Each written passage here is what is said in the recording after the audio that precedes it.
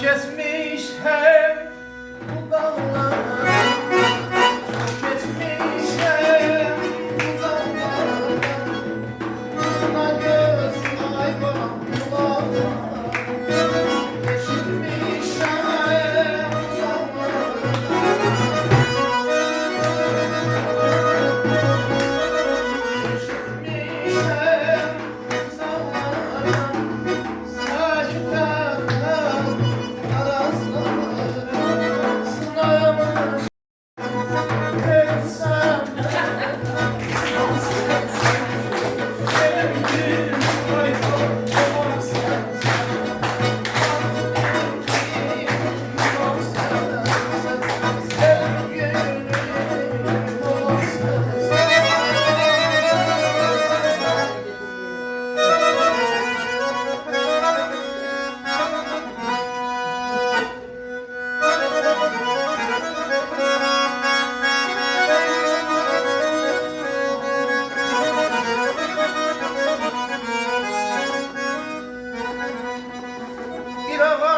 vətən övladı, vətəndir səməri.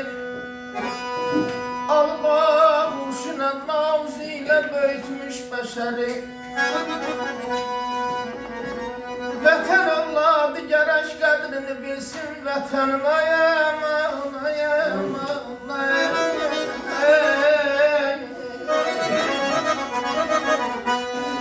Vətən övladı gərək qədrini bilsin, vətənin. O kadar kadir bile olmuyor kadrin kaderi.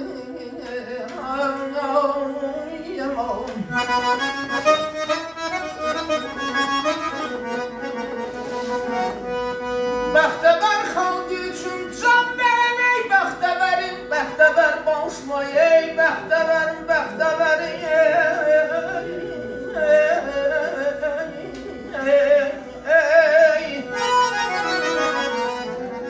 Vətən uğrunda ölenler deme ölmüş biridir.